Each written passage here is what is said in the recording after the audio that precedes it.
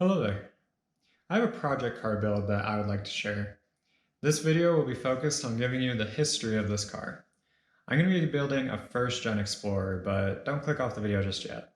I understand that it isn't a Jeep, and I understand that not everyone likes Fords, but this project isn't about the make and model. It's about building my off-roader. You see, I've owned this thing since high school. If I'd grown up in a Jeep, or a Blazer, or a Durango, I'd probably be building that. But I didn't, so I'm not. This project isn't about picking the most desirable car. It's about giving my 4x4 the love and attention that I think it deserves. I started my off-roading adventures in high school in a Subaru Outback, believe it or not. Yeah, as you can imagine, it wasn't the best. I quickly decided to upgrade to something with low range, with some more ground clearance, and something that I could still keep camping and throw a mattress in. I mean, this was high school after all. I decided on an Explorer.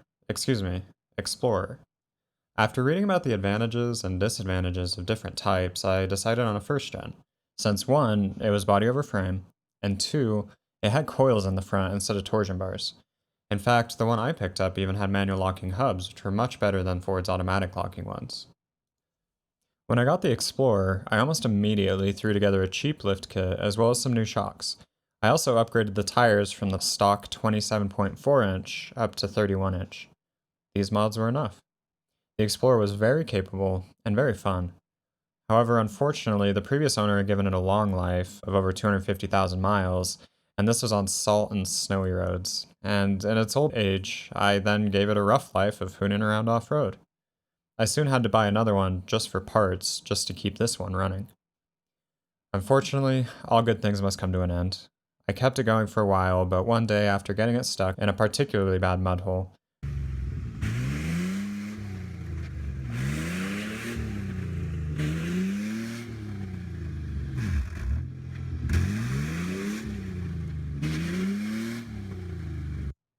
the Explorer had had enough.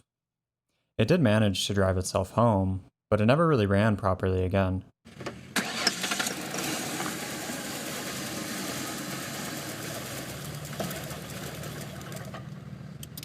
It wasn't my daily driver at that point, so it just ended up sitting. And it's still sitting where I parked it that day. And the longer these things sit, the more they rot away. As of yet, that's the fate of my high school 4x4. But after all the good times that it gave me, I think it deserves better than that. It's high time that it gets reborn, bigger and better than it's ever been before. This is the story that I ultimately hope to tell through this build series. However, this build is going to be a little more involved. There will be more vehicles meshing together to create my ultimate off-roader than just the Green Explorer. The second vehicle that I need to catch you up on is the White Explorer, the parts car, and its current state. But first, please allow me a tangent about a Jeep. Remember my girlfriend's TJ? Well, while we were off-roading in it one day, it started to make some funny noises. We took a look underneath it and noticed the drive shaft was shaped like a pretzel, and I'm pretty sure it didn't always look like that. I was driving it home so we could fix it, in front-wheel drive mode of course, and she was following me in another vehicle when our nice Sunday drive was interrupted by frantic honking and waving from my girlfriend. Something else must have been wrong with the Jeep. Once we got out of the cars to take a look, she informed me that our rear track width had been slightly extended. As I then had to explain to her, when you grenade a differential on a Dana 35, nothing holds the axles in anymore, and subsequently the wheels. That's why the wheel was hanging off the side of the car. We had now figured out what caused the drive shaft to pretzel in the first place. We grenaded the differential. When we were deciding whether or not to rebuild the Dana 35, she informed me that she couldn't have another rear axle where the wheel can just fall off if the differential fails. So I told her I had a couple Explorers with Ford 8.8 axles, and they wouldn't do that. Plus, they were much stronger to boot. Enter the White Explorer. Next thing I know, its rear suspension is sitting on the ground, and there's a nicely modified and rebuilt 8.8 underneath her Jeep.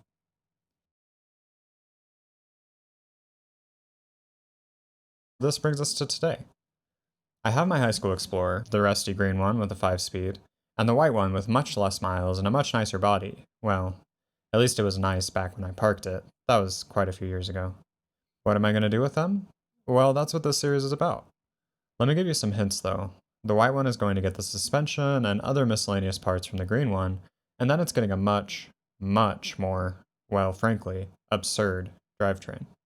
Basically, the whole vehicle will be gone through top to bottom to support this new drivetrain. However, I will still be attempting to make this a budget build. If you can't tell already, the theme is used parts. In the end, I'm hoping to have a 4x4 that gives me as many laughs as it did back in high school, while also still being nice enough to drive on the freeway and occasionally tow other project vehicles around. What's the number one thing I want out of this vehicle? It's gotta be fun. That's it. What is my idea of fun? Well, it has to scare me just a little, it's gotta be absurd, and it's gotta be capable in a wide array of off-roading activities, from being sideways on snowy roads, to trail riding, to desert racing, to mild rock crawling. An all-rounder that's just there to bring as many smiles per mile as possible. As a quick aside, you may be asking which drivetrain exactly is going in it. Well, I don't want that to be the focus of this video. It'll be the focus of the next video, I promise, but this video is about the Explorer. Thank you for watching. I hope I have piqued your interest enough to stick around and see more about this project in the next video, and see the Explorer reborn. I'll see you next time.